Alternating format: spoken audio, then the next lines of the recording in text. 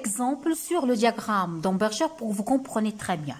Donc, la première tâche, s'il vous plaît, à l'examen, vous devez connaître la formule de calcul.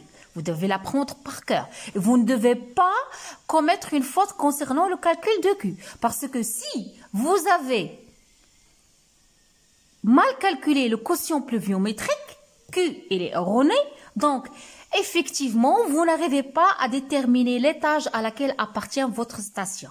Donc, prenons par exemple la région de Zumi. Je vais déterminer à quel étage appartient et à quel hiver il appartient.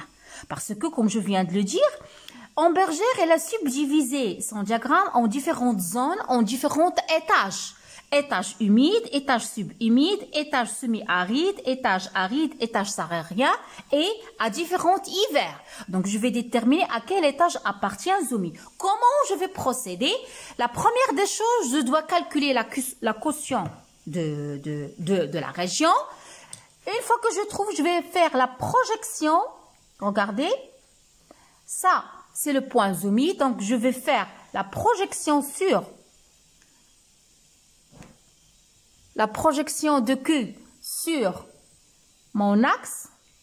Je vais trouver une valeur de 145 et aussi une projection sur l'axe des abscisses qui représente quoi? Qui représente petit t. Donc, voilà. Et ainsi, je vais déterminer, donc, selon la position où se situe ma région, donc, Zumi, il appartient à quel étage? À l'étage humide. Donc, l'intersection de ces deux points, je peux déterminer aussi l'hiver. Donc, quel hiver de cette région-là? C'est l'hiver tempéré. Donc, c'est ça l'exemple des examens que vous aurez, Inch'Allah. Soit le prof, il va vous demander de calculer quotient pluviométrique en première étape. Vous allez le projeter ici pour pouvoir déterminer l'étage humide, soit il va vous donner comme ça une région où vous allez chercher à déterminer à quel étage appartient cette région. Est-ce que c'est l'étage humide, subhumide, semi-aride, etc. Prenons par exemple la région d'Oujda. Si je veux déterminer l'étage bioclimatique de la région d'Oujda, je fais la projection sur l'axe des abscisses, je trouve qu'il est 40. Donc, il appartient à cette zone. Comme vous voyez, le point d'Oujda, c'est ici. Il appartient à l'étage aride.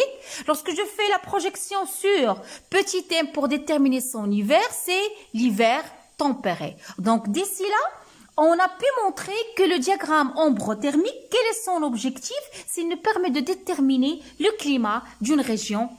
Voilà, mes chers élèves. Amberger a pu réaliser un diagramme qui est appelé, vous pouvez trouver diagramme pluviométrique, comme vous pouvez trouver le diagramme bioclimatique d'Amberger. Qu'est-ce qu'il fait? Il a représenté tous les domaines climatiques ou bien les étages. Ça, étage, étage, étage, étage, étage. Combien d'étages on a? Étage 1, étage 2, étage 3, étage 4, étage 5 étages. 5 étages bioclimatiques. Et vous devez savoir, mes chers élèves, chaque étage bioclimatique, il regroupe, par exemple, l'étage saharien, il regroupe un ensemble de végétaux qui se développent ici. L'étage aride, on trouve un ensemble de végétaux qui se développent ici.